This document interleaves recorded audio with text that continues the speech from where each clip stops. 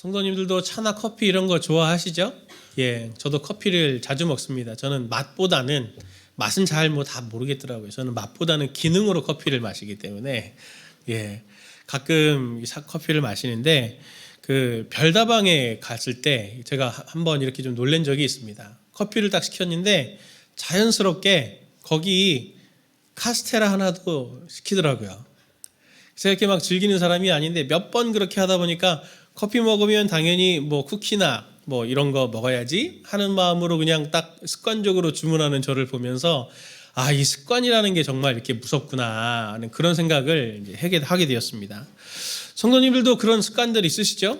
근데 우리가 늘상 습관이 되면은 뭐 생각으로 이렇게 해가지고 의지적으로 되는 게 아니라 자동으로 딱딱딱딱 다음 프로세스는 뭐 이렇게 되듯이 가는 거기 때문에 별로 우리가 그것을 이렇게 인식하기가 좀 어렵습니다. 그런데 그게 이제 좋은 습관이면은 괜찮은데 우리가 그것이 이제 안 좋은 습관이다 그러면 우리가 알지도 못한 채 계속 그것을 계속 반복하고 있는 거잖아요. 그래서 그런 것들을 좀 이렇게 나중에 후회하게 되는 경우들이 있습니다. 우리가 이 삶뿐만이 아니라 이 신앙인으로서도 이렇게 습관적으로 저희들이 그냥 무비판적으로 살아왔던 삶의 모습들이 있을 수 있는데 그런 경험들 한번 있어 보시죠. 서스라치게 좀 놀랐던 경험들. 저도 그런 경험이 있는데 운전 이렇게 하다가 차 갑자기 깜빡이도 안 켜고 탁 들어왔을 때 하면서 이제 나쁜 말 하려고 하는 아니 예, 그럴 때 제가 목사인데도 내가 아직도 예수님을 덜 닮았네. 그러면서 소스라치게 놀랄 때가 있습니다. 신앙인이면서도 어떤 상황이 되면 어떤 환경이 되면은 자연스럽게 무의식적으로 이렇게 불신앙적인 행동들이 딱 이렇게 나오는 우리의 모습을 보면서 아직도 나에게 이렇게 나쁜 습관들이 참 많구나라고 하는 것을 보게 됩니다. 금주는 고난주간으로 지키거든요. 오늘도 우리가 이렇게 누가 예수를 죽였는가라고 하는 주제를 가지고 고난주간을 지키기를 원하는데 사실 이 예수님의 고난과 이 죽음의 그 과정을 보면은 여러 인간 군상들이 나옵니다. 그리고 여러 이해관계들, 이유들 때문에 여러 상황들을 이렇게 볼 수 있는데 그걸 보다 보면은 우리 모습과 이게 별반 다르지 않구나라고 하는 것들을 보게 되면서 나에게도 이 사람들의 이런 모습들이 습관처럼 남아있지는 않은가 하는 것들을 보게 됩니다. 이 고난주간을 지나면서 좀 삶에 이런 잘못된 영적인 습관들, 우리 삶에 도사리고 있는 무비판적으로 살아왔던 이런 삶의 모습들을 점검해 보면서 하나님의 은혜로 그것들이 덮여져 가서 우리가 더 거룩하고 온전한 주님의 자녀들로 이렇게 변화되어 가는 그런 기간이 되면 좋겠습니다. 오늘 그 첫 번째 포문으로 베드로를 지금 보고 있는데 베드로의 실패의 장면을 보고 있습니다. 베드로 같으면 아마 오늘 이 말씀은 성경에서 좀 너무 지워버렸으면 좋겠다 싶을 만큼 정말 창피한 이야기이죠.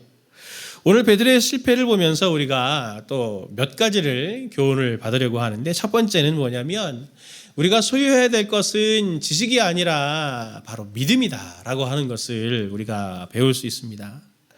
베드로는 예수님이 잡히시기 전에 바로 몇 시간 전만 하더라도 예수님과 만찬을 하면서 예수님께 이렇게 고백을 했습니다. 마태복음 26장 33절 35절 말씀을 우리 같이 함께 보겠습니다. 같이 봅니다. 베드로가 대답하여 이르되 모두 주를 버릴지라도 나는 결코 버리지 않겠나이다. 베드로가 이르되 내가 주와 함께 죽을지언정 주를 부인하지 않겠나이다 하고 모든 제자도 그와 같이 말하니라. 아멘. 베드로가 결연하게 얘기하죠. 그런데 이 베드로의 이 결단, 이것은 얼마 가지 않습니다. 우리가 오늘 지금 마태복음 26장 69절부터 75절까지를 보는데 이 이야기를 보면은 베드로의 이 결단과 고백이 얼마나 처참하게 깨지나라고 하는 것을 그림 보여주듯이 영화 한 편 보는 것처럼 이렇게 머릿속에 딱 떠올릴 만큼 묘사하고 있습니다. 69절을 보면은 한 여종이 베드로에게 와서 이렇게 물어보죠. 너도 갈릴리 사람 예수와 함께 있었도다. 그랬더니 베드로가 70절에서 이렇게 말합니다. 베드로가 모든 사람 앞에 부인하여 이르되 나는 내가 무슨 말을 하는지 알지 못하겠노라. 그렇게 이야기합니다. 모든 사람들 앞에서 공적으로 부인했다. 그걸 지금 묘사합니다. 근데 베드로가 이걸 경험하고 71절을 보면 시끄러워질 것 같아서 자리를 옮겨요. 그런데 옮긴 그 자리에서 다른 여종이 또 베드로를 보고 알아봅니다. 그리고 너 정말 갈릴리 그 사람하고 같이 있었다 하니까 베드로가 72절에 이렇게 말하죠. 베드로가 맹세하고 또 부인하여 이르되 나는 그 사람을 알지 못하노라 하더라. 베드로가 어떻게 합니까? 맹세하고 부인하여. 앞에서는 부인했는데 이제는 두 번째는 맹세를 추가했어요. 유대인들의 맹세는 그냥 제가 맹세합니다. 그냥 이 정도가 아니고 반드시 담보물이 붙습니다. 어떤 담보물이 붙냐? 하나님을 끌어들이죠. 하나님을 걸고 하나님이 모든 것을 아시거니와 나는 절대 그 사람을 알지 못합니다. 이렇게 베드로는 아마 말했을 거예요. 73절을 보면은 일이 커집니다. 이제 베드로가 있는데 여러 명이 찾아와 가지고 복수로 달려들어서 너도 진실로 그 도당이다. 내 말소리가 너를 표명한다. 그러면서 너 갈릴리 사투리를 쓰잖아. 네 말투가 저 사람과 같은 패였다고 하는 것을 증명하고 있어. 라고 그렇게 사람들이 말할 때 베드로는 74절에 어떻게 합니까? 저주하여 맹세하여 이르되 나는 그 사람을 알지 못하노라. 이젠 저주까지 합니다.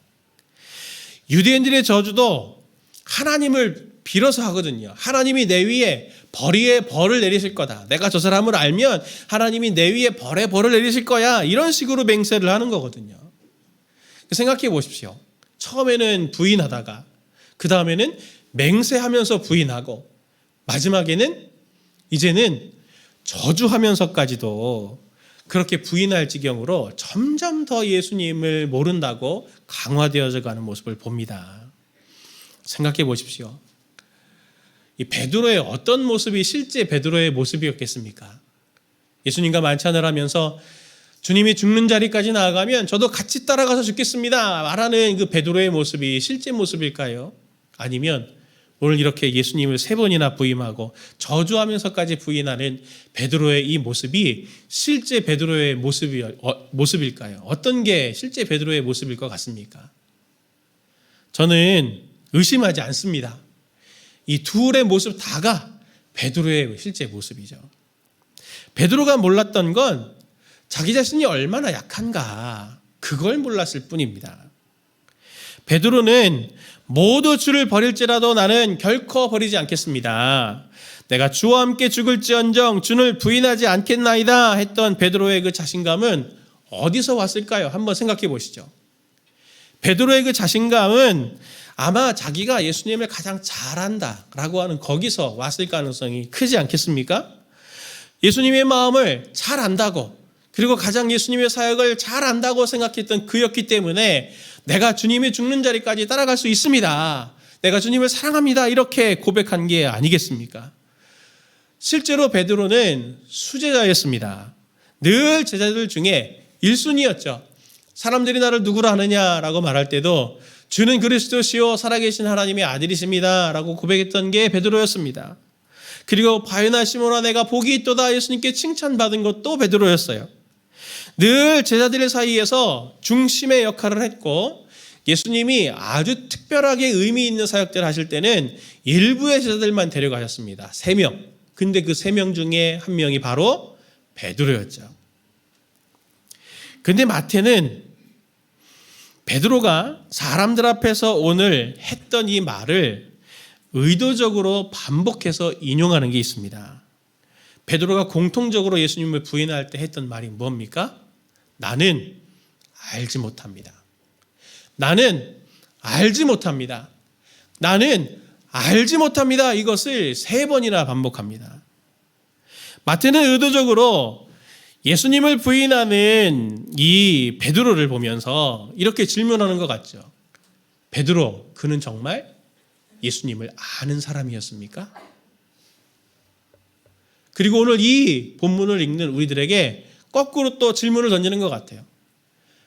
이 글을 읽는 성도님들, 우리가 예수님을 아는 사람입니까? 예수님을 안다면 이렇게 배신할 수 있냐? 예수님을 안다면 이렇게 예수님을 부인할 수 있냐? 그것을 묻는 것 같습니다. 주님을 안다는 게 뭡니까? 주님을 안다는 거.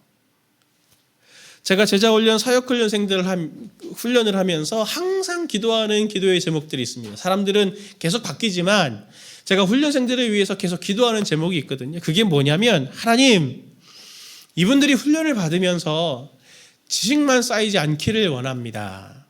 그걸 위해서 제가 기도합니다. 지식만 쌓이면 어떤 일이 일어나냐면 논쟁만 생기거든요. 제가 한 훈련생이 아직도 기억이 납니다. 제자훈련 인터뷰를 위해서 이분을 만났는데 남자 성도님이셨어요. 근데 이분이 굉장히 시니컬하다고 할까요?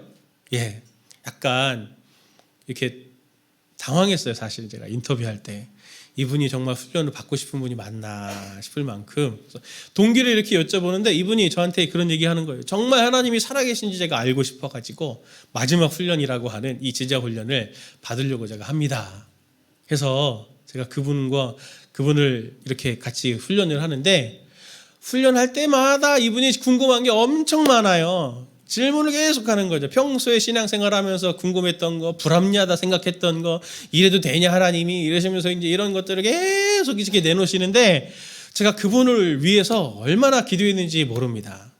이게 훈련이 쌓아가면 쌓아갈수록 많은 질문이 해소가 되는 게 아니고 더 많은 질문이 또 나와요. 그런데 언젠가 한번 참 놀라운 일이 생겼어요.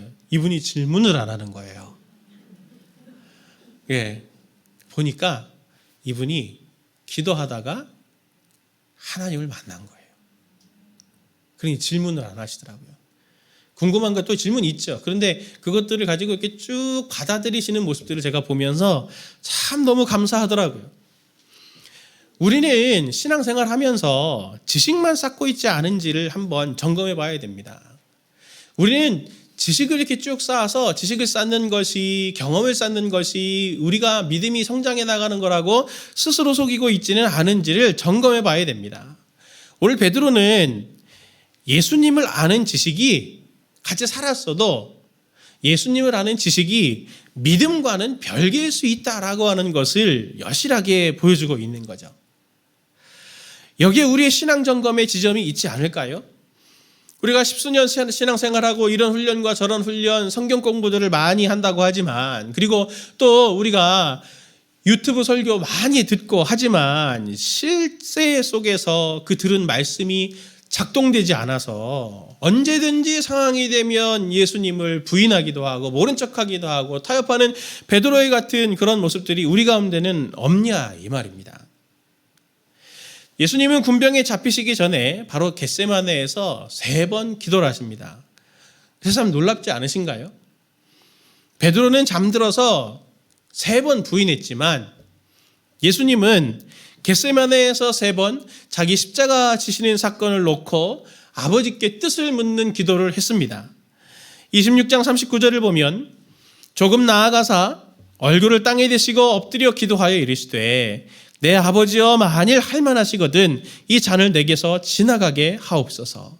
그러나 나의 원대로 마시옵고 아버지의 원대로 하옵소서 하시고, 이렇게 기도하셨습니다. 예수님도 지기 싫은 십자가였지만 3번의 기도의 자리에서 아버지의 뜻을 묻고 발견하고 그 아버지의 의지를 확실히 확인했습니다. 그것이 그에게 사명이 되었고 신뢰가 되었고 믿음이 돼서 꿋꿋하게 그 십자가를 지고 나가시는 예수님의 모습을 우리가 성경을 통해서 보고 있지 않습니까? 우리에게 삶에서 늘 베드로와 같은 어떤 삶의 상황에서, 특별한 상황에서 타협이 일어나는 것은 우리가 하나님의 뜻을 알기 때문입니다.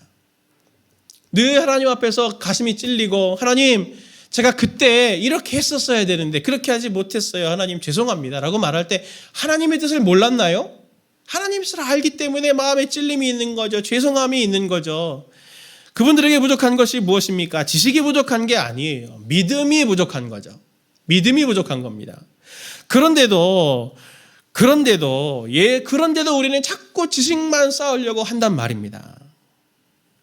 베드로와 예수님의 비교해서 보듯이 하나님을 아는 지식을 습득함이 아니라 받은 말씀이 있으면 그것을 예수님처럼 기도의 자리로 가지고 나아가서 하나님과 만나야죠.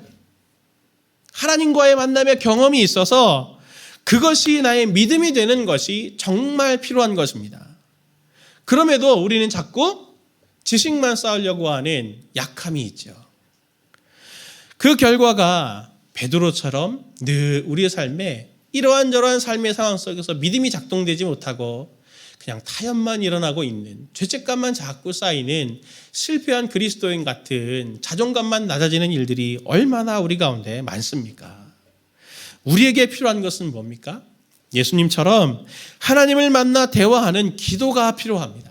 정말 오늘부터 이 한 주간 우리 성도님들이 말씀을 가지고 기도하는 성도님들 되셨으면 좋겠습니다. 그 말씀이 믿음이 될 수 있도록, 그 믿음이 내 삶을 뚫고 나와서 어떤 식으로든지 표현될 수 있도록 하는 것이 되려면 기도의 자리를 사모하고 어느 곳에서든지 얼마만큼의 분량이든지 기도하시는 우리 성도님들 되시길 예수님의 이름으로 축원을 드립니다. 두 번째로 베드로의 실패를 보면서 우리가 배울 점은 무엇이냐면 살려고 하는 것이 아니라 살아내려고 해야 된다라고 하는 것입니다. 제가 영어로 적어놨는데 survive, 살아남으려고 하는 것이 아니고 그냥 살려고 해야 된다는 것이죠. 예수님의 고난 이야기에는 놓치지 말아야 될 구도가 있습니다. 마태복음에 특별히 58절부터 보면은 예수님이 잡혀가고 난 다음에 베드로가 이 재판 결과가 어떻게 될까 해서 예수님을 따라가는 이야기로, 베드로의 이야기로 시작을 합니다. 그래서 이 본문이 75절까지 연결이 되거든요. 근데 베드로의 이야기를 하면서 어떻게 되냐면 59절부터 68절을 보면은 예수님의 이야기가 베드로의 이야기 사이에 이렇게 샌드위치처럼 탁 들어가 있어요. 그러면서 예수님의 이야기를 하는데 무슨 얘기냐면 고발당하시는 예수님을 지금 거기에 내용이 들어 있습니다. 그 내용 중에 일부를 볼게요. 마태복음 26장 59절부터 60절 말씀입니다. 대제사장들과 온 공회가 예수를 죽이려고 그를 칠 증거를 찾으매 거짓 증인이 많이 왔으나 얻지 못하더니. 사람들은 예수님을 죽이려고 만반의 준비를 한 거예요. 증거도 엄청 많이 모으고 증인들도 많이 모았습니다. 그래서 그야말로 예수님을 모함하려고 하는 거죠. 어떻게든 잡은 기회니 반드시 예수를 죽여야 한다. 그때 예수님의 반응은 어떻습니까? 26장 62절부터 63절인데 같이 함께 보도록 하겠습니다. 같이 봅니다. 대제사장이 일어서서 예수께 묻되 아무 대답도 없느냐? 이 사람들이 너를 치는 증거가 어떠하냐 하되 예수께서 침묵하시거늘. 아멘. 한번 생각해 보십시오. 성도님들을 잡으려고 결단을 했습니다. 어떤 사람이. 그래서 거짓 증인, 거짓 증거 다 모아서 막 모함한다고, 공개적으로 모함한다고 생각해 보십시오. 그런 마음이 어떠실 것 같습니까? 사람들은 그렇게 도발하면은 막 화가 나가지고 더 따지고 따져보자 그러면서 막 화가 나고 싸울 것 같은데 예수님은 아무 말씀도 하지 않으세요. 침묵하세요. 그런데 베드로는 어떻습니까? 베드로는 누가 와서 너 갈릴리 그 도당인 것 같은데, 너 갈릴리 사람 아니냐, 너 저 사람과 같이 있지 않았냐 라고 말한 사람이 누굽니까? 한 여종이었어요. 여자는 법정에서 아무런 증거 채택의 권한이 없었습니다. 법적 권리가 없었어요. 게다가 그 여자는 그냥 여자가 아니고 종이었어요. 그러면 더더욱 그 여자가 하는 말은, 그 여종이 하는 말은 아무짝에도 쓸모없는 말이죠. 사람들이 그냥 말해도 아유 네가 무슨 말을 해 이러면서 그냥 무시할 만한 건데 베드로는 어떻게 합니까? 굉장히 예민하게 반응을 하죠. 침묵하시는 예수와 굉장히 비굴하고 예민하게 반응하는 베드로. 어떻습니까? 예수님은 크고 두려운 권력자들 앞에서도 매우 당당하나 베드로는 아무 법적 권력 없는 사람 앞에서도 예민하면서 눈치 보면서 비굴하는 모습을 보고 있습니다. 무엇이 베드로와 예수님의 차이를 가지고 오게 한 것입니까? 베드로는 살려고 했기 때문입니다. 베드로는 살려고 했어요. 이 자그마한 티라도 나한테 묻어갖고 나한테 손해보면 안 돼. 그러나 예수님은 살아내려고 하시죠. 겟세마네 3번 기도를 통해서 자기에게 부여된 사명이 무엇인지 아셨기 때문에 그 사명을 감당하기 위해서 믿음으로 묵묵히 그 상황을 살아내고 있는 것입니다. 침묵으로서 말이죠. 같은 시간과 같은 공간에 두 사람이 있는데 어떤 사람은 살아남으려고 하고 어떤 사람은 삶을 살려고 합니다. 우린 베드로를 보면서 야, 이 베드로야, 세상에 네가 인간이냐, 네가 양심이 있으면 그렇게 하면 안 되지. 팔아먹을 게 따로 있지 어떻게 네 스승을 팔아먹냐 이 사람아. 욕할 뻔했습니다. 지금. 비난할 것 같죠? 네, 제 친구들이 학부 친구들 중에 이 음악하는 친구들이 있습니다. 그 중에 소망의 바다도 이렇게 하시는 친구들이 있는데 친구들이 몇 명이 모여갖고 개그 모임을 하나 만들었어요. 뭐냐면 소망의 바닥이라고. 예. 그래서 가끔씩 노래를 편곡하는데 나 무엇과도 주님을 바꾸지 않으리. 우리 이 찬양 잘 하시잖아요. 이렇게 바꾸는 거죠. 난 무엇과도 주님을 바꾸지. 예. 우리가 노래는 그렇게 하고 소원은 같지만 뭐든지 바꾸지 않냐? 뭐든지 예수님 팔아갖고 장사도 하고 물건도 사고. 연세대 심리학과 이동기 교수가 2017년 12월 YTN에서 이런 제목으로 인터뷰를 했더라고요. 술에 관대한 한국, 한 잔 더 권하는 사회, 이유는? 이 인터뷰 중에 이런 말을 하는 걸 제가 들었습니다. 수직적인 집단주의 문화에서 특히 상사가 권하는 술을 거부하기가 그런 것을 잘 거부하게 되면 사회생활 할 때 이 사람 사회생활 못하네 라는 이야기도 있잖아요. 하면서 이 술 권하는 사회에서 이거 한 잔 술을 이렇게 거부하는 게 쉽지 않다. 우리 저보다도 우리 성도님들이 그런 거 더 많이 아시지 않습니까? 이 한 잔 술은 그냥 한 잔의 술이 아니잖아요. 이 한 잔의 술에 내 승진이 달려 있을 수도 있고 여기에 내 직장이 달려 있을 수도 있고 여기에 이 사업의 성패가 달려 있을 수도 있고 이 한 잔의 술에 우리 가정이 달려 있을 수도 있지 않습니까? 그래서 하나님 한 번만 용서해 주세요. 그렇게 타협이 일어나기도 하잖아요. 술 먹는 게 죄라는 걸 말씀드리는 게 아닙니다. 양심에 찔림이 있다는 얘기를 제가 지금 성도님들이 이런 반응을 보이시니까 제가 예를로 그걸 드린 거죠. 베드로는 왜 예수님을 팔았습니까? 왜 예수님을 부인했습니까? 이유는 하나입니다. 죄의 힘이 엄청 강하거든요. 그리고 자기는 약하거든요. 어쩔 수 없어서 한 잔의 술을 받아 마시는 것과 똑같습니다. 우리와 비슷해요. 타협은 늘 그렇게 일어납니다. 베드로만 그렇습니까? 우리도 그래요. 우리도 약해서 주님을 무엇인가로 바꾸고 늘 바꿀 수 없으면 바꾸기 싫으면 때로는 바꿀 상황을 안 만들기 위해서 주님을 숨기기도 하죠. 그것이 우리를 비참하게 만들지 않습니까? 우리는 베드로를 비난할 수 없습니다. 저도 마찬가지예요. 우리가 베드로의 자리에 갔으면 베드로보다 더하면 더했지 덜할 것 같지는 않습니다. 그래서 예수님이 죽으신 거예요. 우리가 약하기 때문에 예수님이 죽으신 겁니다. 예수를 누가 죽였습니까? 빈약한 베드로가 죽였습니다. 연약한 내가 예수를 죽게 한 거죠.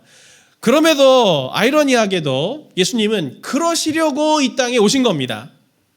내가 살려고 했던 빈약한 베드로를 온전하게 하기 위해서 한 잔의 술과 한 끼의 밥과 얼마의 수익과 얼마의 유익을 위해서 예수를 파는 연약한 나를 위해서 그렇게 살아내려고 몸부림치는 수준으로 우리의 삶을 하나님께서 두기를 원치 않으시고 하나님의 나라에 영광스러운 동역자로 살아낼 수 있는 자로 우리를 빚어가시기 위해서 예수님이 죽으셨다 이 말입니다.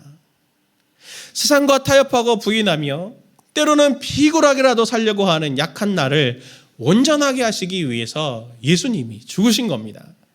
베드로는 후에 자신의 성도들에게 이렇게 고백합니다. 베드로전서 2장 24절부터 25절 말씀 같이 함께 우리 볼까요? 친히 나무에 달려 그 몸으로 우리 죄를 담당하셨으니 이는 우리로 죄에 대하여 죽고 의에 대하여 살게 하려 하심이라. 그가 채찍에 맞음으로 너희는 나음을 얻었나니 너희가 전에는 양과 같이 길을 잃었더니 이제는 너희 영혼의 목자와 감독 되신 이에게 돌아왔느니라. 아멘. 그가 채찍에 맞아서 너희가 나음을 얻은 것이다. 우리가 이것을 깊이 새겼으면 좋겠습니다. 성도님들, 지금까지 사회 속에서 살아남으려고 몸부림치셨는데 하나님께서 원하시는 삶은 그 정도의 수준이 아닙니다. 하나님은 성도님들에게 영원한 계획을 주시고 하나님이 성도님들을 통해서 하나님의 뜻을 이루어내시려고 하는 사명을 각자에게 주셨어요.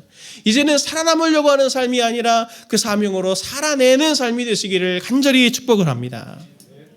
그럼 목사님, 어떻게 하면 지식이 아니라 믿음으로 살고, 어떻게 해야 살아남기 위해 급급한 삶이 아니라 살아내는 삶이 될 수 있습니까? 그게 세 번째로 제가 드리고 싶은 교훈입니다. 믿음과 사명은 하나님의 사랑에 깊이 빠져 들어가야 얻을 수 있는 겁니다. 베드로는 예수님을 3번 부인하고 크게 후회합니다. 오늘도 이 75절 말씀 보니까 이렇게 말하죠. 이에 베드로가 예수의 말씀에 닭 울기 전에 내가 3번 나를 부인하리라 하심이 생각나서 밖에 나가서 심히 통곡하니라. 베드로는 완전히 낙심했습니다. 요한복음 21장을 보면은 예수님의 부활을 베드로가 여러 차례 경험을 하거든요. 그 경험을 하고도 베드로는 어떻게 말하냐면 나는 물고기 잡으러 가겠다 하고 떠나갑니다. 이 자기는 사도 제자가 아니라는 거죠. 그럴 자격이 없다는 거예요. 그런데 그때 물고기 잡으러 간 베드로에게 예수님이 찾아오셔서 3번이나 이렇게 물으십니다. 요한복음 21장 17절 말씀 같이 함께 볼까요? 3번째 이르시되 요한의 아들 시몬아 내가 나를 사랑하느냐 하시니 주께서 3번째 내가 나를 사랑하느냐 하심으로 베드로가 근심하여 이르되 주님 모든 것을 아시오매 내가 주님을 사랑하는 줄을 주께서 아시나이다. 예수께서 이르시되 내 양을 먹이라. 아멘. 베드로의 인생은 예수님을 3번 부인하고 나서 완전히 바뀌었습니다. 예수님을 저주하기까지 한 그것을 예수님이 아심에도 내 양을 먹이라. 너가 나를 사랑하냐? 그러면 그것으로 족하다. 내 양을 먹여라. 내 양을 치라. 내 양을 먹이라 하시는 예수님의 그 부르심을 듣고 완전히 더 무너져 버리죠. 이제는 자기가 알고 있던 지식에 대한 신뢰, 자기의 의지와 능력 이런 것들에 대한 가능성을 완전히 포기한 채 배신했음에도 불구하고 예수님을 저주까지 했음에도 불구하고 3번이나 주님을 부인했음에도 나를 포기하지 않고 다시 찾아와서 기회를 주시는, 제자로 삼아주시는 그 하나님의 사랑, 예수님의 사랑, 여전히 강렬하게 나를 사랑하시는 그 하나님의 사랑을 경험하고 나서 베드로는 정말 죽음의 자리까지 나아가는 진정한 제자요 사도가 될 수 있었습니다. 저에게 가정 예배에 트라우마가 있거든요. 저희 아버지가 살아계실 때 그렇게 가정 예배를 드리면 너무 말씀을 길게 하고 찬양을 맨날 똑같은 거 복의 근원 강림하사 28장 너무 지겨워가지고 저 찬양이 너무 싫었어요. 제가 이 복의 근원 강림하사에 트라우마가 있어요. 그래서 가정이 깨지고 상처도 굉장히 많이 받고 또 그러면서 위기 상황을 헤쳐오면서 어느 날 기도하는데 하나님이 이 복의 근원 강림하사의 3절 가사를 생각나게 하시는 거예요. 주의 귀한 은혜 받고 일생 빚진 자되네. 주의 은혜 사슬 되사 나를 주께 매소서. 우리 마음은 연약하여 범죄하기 쉬우니 하나님이 받으시고 천국인을 치소서. 저도 삶이 힘들어서 생을 여러 번 포기하고 싶었고 그리고 사역도 너무 거칠고 너무 힘들어서 여러 번 사역을 포기해야 되는 거 아닌가, 그만해야 되는 거 아닌가 생각들을 한 적이, 도망치고 싶었던 적이 한두 번이 아니었습니다. 그런데 그때마다 하나님께서 이 찬양을 생각나게 하시면서 네가 받은 사랑이 어떤 사랑이냐, 네가 그 사랑을 알면 그렇게 하면 안 되지 하면서 정말 이 가사의 제목대로 은혜의 사슬에 제가 완전히 꽁꽁 쌓여가지고 지금 주님께 붙어 있겠구나 그 생각이 들더라고요. 주님을 떠나고 싶어도 주님의 사랑을, 주님 마음을 더 아파하지 않게 하기 위해서 제가 떠날 수 없습니다. 그 고백을 합니다. 제가 분리개척할 때 성도님들 여러 명에게 제가 그 얘기 들었거든요. 목사님, 분당우리교회에서 10년을 사역하셨다는데 목사님 설교 정말 한 번도 못 들어본 것 같은데요. 예, 목사님 설교 10년 하신 거 맞습니까? 뭐 우스갯소리로 물어보시는데 이유가 있어요. 왜냐하면 제가 명절 전문 설교자거든요.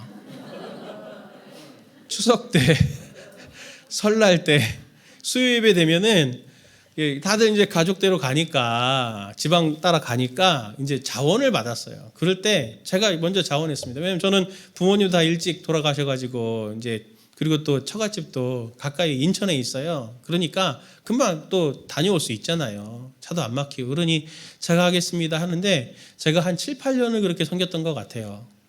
제가 왜 그렇게 했겠습니까? 저도 명절에 쉬고 싶었거든요.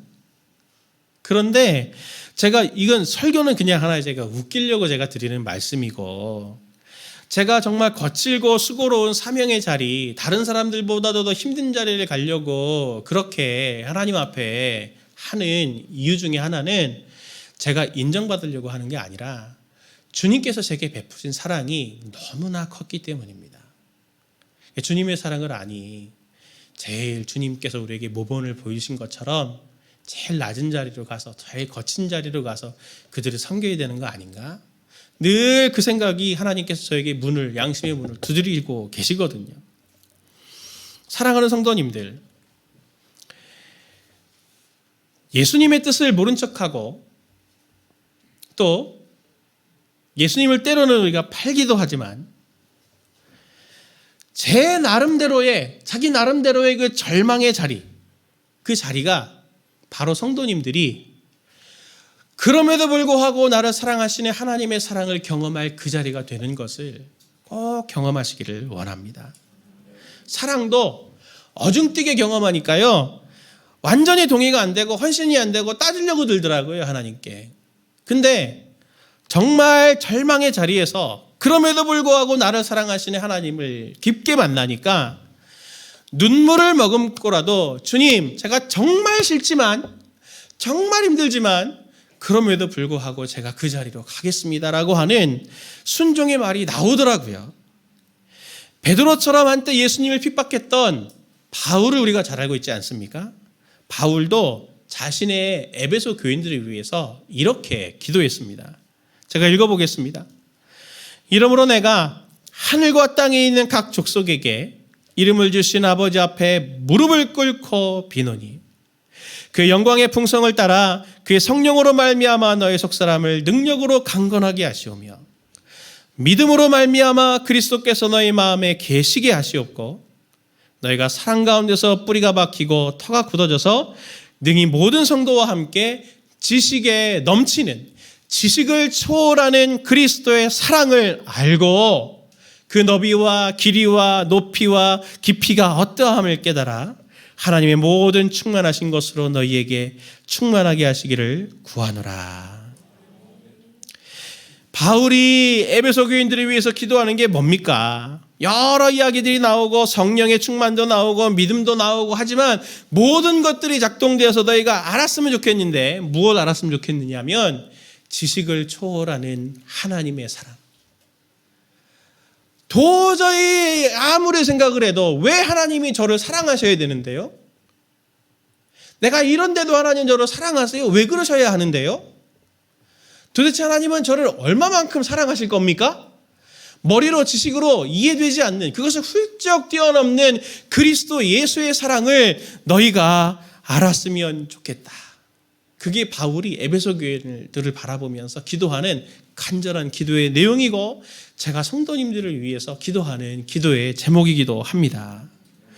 우리가 오늘 일상에서 예수님을 팔고 실패하고 또 거기에서 넘어지고 좌절하고 쓰러져서 절망하신 분들, 낙심하신 분들 있습니까? 작은 죄지만 간단하고 어떻게 보면 누구에게나 있는 거지만 자꾸 반복적으로 해결되지 않아서 절망 가운데 있는 스스로에게 나는 정말 구제불능인가 봐 이렇게 생각하는 성도님들 계십니까? 그렇다면 거기가 위기가 기회가 되는 지점입니다.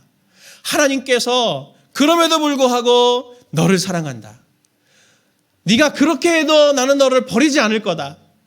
그렇게 말씀해 주시고 찾아와 주시는 하나님의 사랑을 충만하게 경험하시는 성도님들 되시기를 간절히 바랍니다. 고난주간에 그걸 위해서 우리가 세 가지를 함께 실천했으면 좋겠어요. 주보 간지로 이 묵상집을 드렸잖아요. 첫 페이지를 여시면 거기 4번에 릴레이 금식 기도를 작정하는 난이 있습니다. 우리의 삶이 늘 바쁘고 자연스럽게 습관처럼 계속 이어지기 때문에 삶의 루틴을 잠시 끊고 하나님께 우리 집중할 수 있는 시간을 여기에 좀 작정하셨으면 좋겠어요.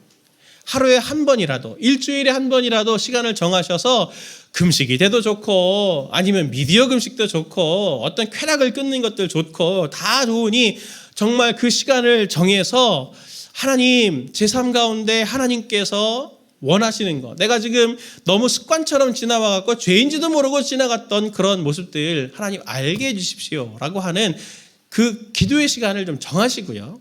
두 번째는 한 페이지 여시면 패턴이 똑같습니다. 그날 저녁에 우리가 집회로 들을 묵상할 말씀을 미리 드립니다. 이걸 가지고 미리 경건의 시간을 가지셔서 거기 보면 적용 질문이 있잖아요. 그 적용 질문에 따라서 한번 본인의 삶을 묵상해 보십시오. 그리고 저녁에 고난주간 저녁 부흥회에 함께 참여해서 말씀을 가지고 묵상한 것 같고 말씀을 또 듣고 우리가 그 말씀으로 또 기도의 자리로 나아가서 우리가 믿음으로 좀 성장해 나가는, 우리가 늘 이렇게 타협하고 넘어진 지점에 하나님께서 은혜를 충만하게 부어주셔서 지식을 초월하는 그리스도의 사랑을 우리의 삶에 좀 채워내는 시간 갖도록 하겠습니다. 성도님들이 꼭 마음을 담아서 이번 한 주간 동안 목표할 건 고난주간 저녁 부흥회 전참이 아닙니다. 전참 안 하시면 안 됩니다. 그렇다고. 전참이 목표가 아니고 오늘 말씀처럼 베드로를 변화시키시는, 베드로의 마음을 감동시키시는, 하나님의 사랑으로 온전히 이렇게 매이게 되는 우리 성도님들이 되실 수 있도록 그것을 간구하며 이 고난주간을 보내셨으면 좋겠습니다.